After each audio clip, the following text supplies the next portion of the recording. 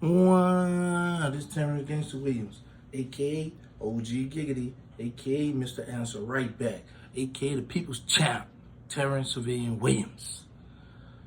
Back in 1995, I had got caught in the Magnolia Project. I was on a run for probation violation. And I was back there with Cat Daddy. Cat Daddy of the 17 Ward. And he had something for me. It was a hit. There was a hit on someone. He was giving me the picture, the address, and all that. And as we talking, I see this black person come through the cut. I had never seen this person before. So I moved to the right. That person moved to the right. I moved to the left. I said, man, and I just took out running. Then all the police just got behind me. When I went to jail, it was a storm that hit. And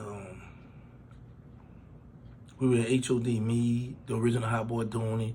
We were in the cell together. And 10-man cell at HOD. 10 Wall Fat was on the other side. And everybody who was getting sensitive was shipping them over to Temperament. So what happened, the 7 Ward had Temperament on lock, on a juvenile tier. So got there the next day, we get into the fight, yada yada.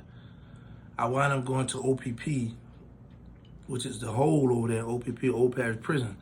Back then, you would travel from jail to jail. You had Old Parish Prison, you had CCC, HOD, Temperament 1, 2, and 3. And you had Tent City. Tent City was for like misdemeanors. Like they had you literally sleeping with a fence up and you really sleeping out in tents like on, for the old head. Y'all remember Nash? You was sleeping and stuff like that. I never made it to Tent City. I've been to CCC before, HOD, OPP, Temperament. I've never been in 1 and 2, I've been in 3. Actually, this is where this picture come from when I was in Temperament 3. Because when I was in the hole, I realized that I had done so much dirt on the street that I was gonna need some kind of backup. I was gonna need some kind of support or like, someone to hold me down or something. So this guy at the Ninth Ward gave me that shank I have. And back then they used to let us, like when we come to the lockup, we would pick the clothes we put on. So that's how I got that camouflage outfit, because we didn't wear the orange like a lot of people do now, and different how things have changed. Now, we wore regular clothes. They're gonna have OPP somewhere stamped on it, but it was nice. Not nice, but it was outfits that we would wear. But you had to be careful traveling from jail to jail, because how they did it, it was called cliques. Like you might go in a tier and there's a tier rep and assistant tier rep, and they bring the food on the tier. So if you soft, can't fight, or just a weak individual, you gonna get played out your food. Sometimes you're not gonna get no chicken, or sometimes they'll break the leg quarter and give you the leg of the chicken. They keep the other little fat part of the chicken. They played all kind of games. Then behind that, they had what you call a cleanup crew. So when you walked on the tier, you had people that already had their crew, we call they was already clicked up. Some guys go to the tune to get on the tier. Man, who the tier rep?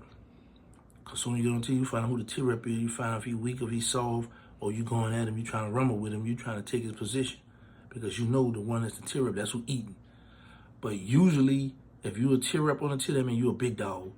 I mean, like they respect you and you can run your house. Those were the days when you knew you was in gladiator school. Some people getting chumped like the commissary.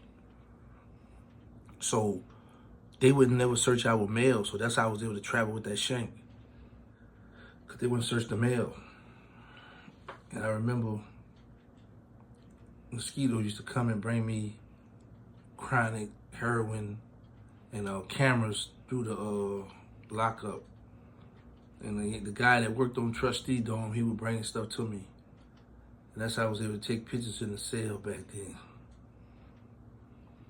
Yeah, then I hadn't done so much stuff there, whereas they shipped me up to a regular state prison. They got me out like, we have parish jail, you all have county. So they got me up out of the parish jail and sent me up to do my state bid. which I had about like 11 months, 10 or 11 months left at the time. So when I got up to do my state bid, which was WCI, Angel, Louisiana, Bugaloosas or something like that, WCI, I kept plenty of visits. Plenty of visits. Actually, two of my children's mother came up there one time. One of my son mother, one of my daughter mother. And I had a nice time. You know, we hung out. You could sneak in. There was like a little utility room not too far from where we took this picture, where you could sneak in there and have sex.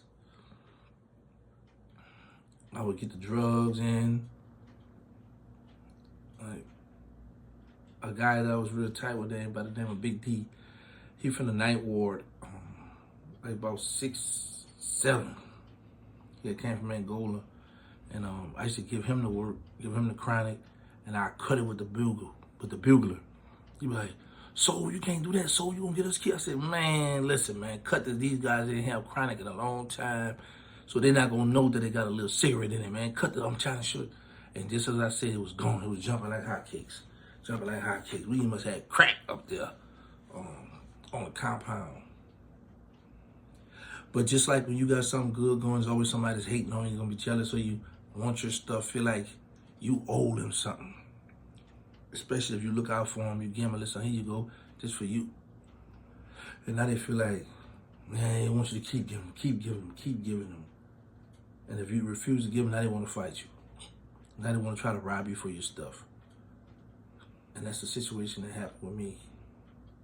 Well, I had the drugs, had the compound on lock, then the hating came. And I wasn't, in fear of my life or anything, because just like in the Paris year, I had a weapon. I had one there on the compound there too. But I had a homeboy named Cleve from out the 17 wall, Big Cleve. He's deceased now, but all he wanted to do was be on the weight pile. Then I had Big Edward from the Melford slept right next to me. Then his nephew slept. No. How that went? Yeah, Big Edward slept next to me, and then his nephew slept next to him. So I had people up there to hold me down, but I just was reflecting back on how all my life in prison, and how now things have changed, and I watch how a lot of the people get the warnings. You see what's going on out here, and you still take it for granted, whereas I'm going to still try to people. Yeah, he got caught, but they got to catch me. And I had that attitude, got to pop me to stop me. That was my attitude, pop me to stop me. And they sure did stop me, too. 23 years, 10 months of my life in prison. 23 and 10. I remember right before, a few years before I got out, my brother come visit me. At that time, I was eating good. He used to be Big Chris, now he Little Chris. I'm Big Terrence now. It just go to show you how fast time go by, how time travels, how it just be going. Time don't wait for nobody. That's why you gotta get in where you fit in, know what you're doing, stay focused, take care of yourself, and be careful the company you keep. This is very important on the company you keep. And I just was sitting back reflecting on a lot of these pictures I have from over the years, and just wanted to share with you guys my story. For those who haven't heard it, there's more to it, but I just didn't want to go into it because I know a lot of people have heard the stories over and over. So I just felt that I wanted to just come and drop something on the newcomers, so you can know who I am, what's going on, a little bit about myself. You can do your research from there. But know one thing: trouble is easy to get into. Real easy. It's free. Trouble free. Trouble is free, but it's hard to get out. It is hard to get out. It's easy to get in, but it's hard to get out. So with that being said, you guys be mindful. For the young to respect your parents. That's very important. Y'all know my motto, say no to drugs, stop the violence, put the guns down. Make sure y'all can test for HIV and AIDS because y'all need to know y'all status. We got the nonprofit, they need us. The Instagram need us. Third War. The moving them boys at war. The reality show, Surviving Without Birdman. Shout out to Crypto Jeezy. Shout out to Real Life Street Stars. I had a very good time last night. We did the OG gig to Trying to Find Love. Make sure y'all support that. Check it out. Thank y'all for all the love and support. Mwah.